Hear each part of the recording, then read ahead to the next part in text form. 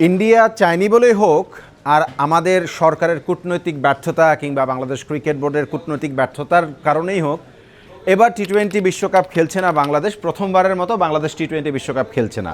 আর টি-20 বিশ্বকাপে বাংলাদেশের না খেলা আমাদের জন্য একটা ঠিক ইঞ্জিন ছাড়া গাড়ির মতো, যে কারণে এবার টি-20 বিশ্বকাপ নিয়ে বাংলাদেশের মানুষের মধ্যে ঠিক কতখানি আগ্রহ আছে, কতখানি উদ্দীপনা আছে, কতখানি উন্মাদনা আছে, সেই প্রশ্নটা থেকেই যায় এবং সেটা থাকছেই। কারণ এই টি-20 বিশ্বকাপ শুধুমাত্র পেশাদারিত্বের কারণেই হোক আমাদেরকে দেখতে হয় বা আমরা দেখি। হ্যাঁ, ইন্ডিয়া এইবার টি-20 ওয়ার্ল্ড কাপটা হোস্ট করেছে। তাদের সাথে কো হোস্ট আছে হচ্ছে গিয়ে হাইব্রিড মডেলের কো হোস্ট শ্রীলঙ্কা।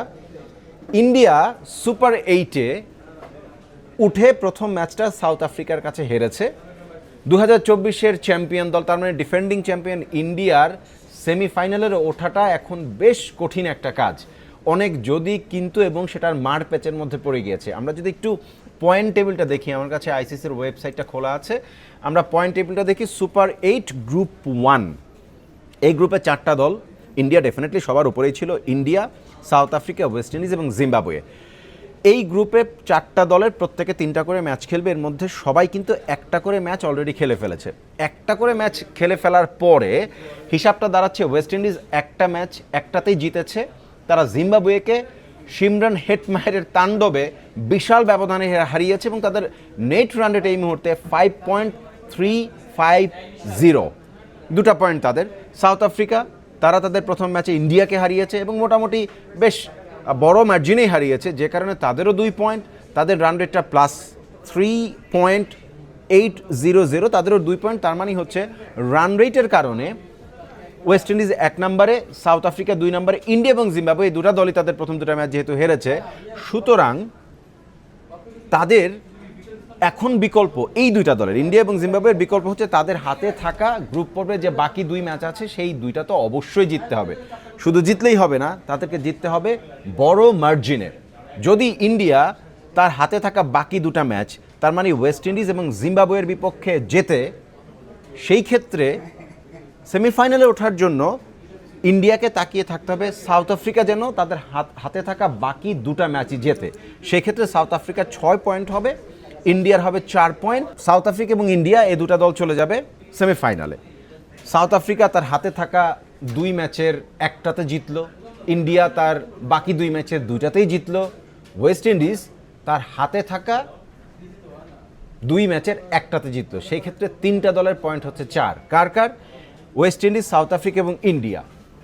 তখন কিন্তু হিসাবে আসবে হচ্ছে রান রেট।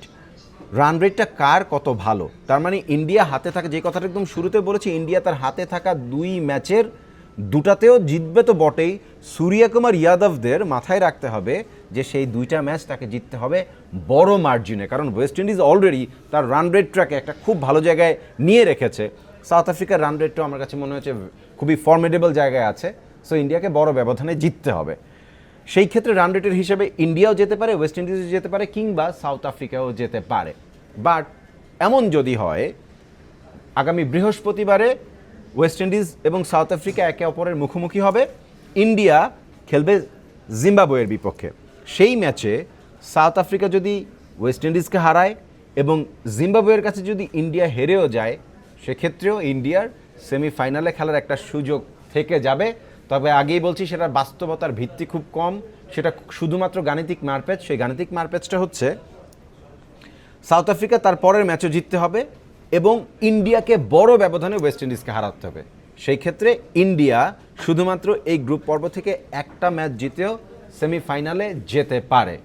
আমরা হিসাবটা খুব বরাবর বলার চেষ্টা করলাম যে এখনও পর্যন্ত নিজেদের ঘরের মাটিতে ইন্ডিয়ার বিশ্বকাপের সেমিফাইনাল খেলাটা গাণিতিক মার প্যাচের মধ্যে।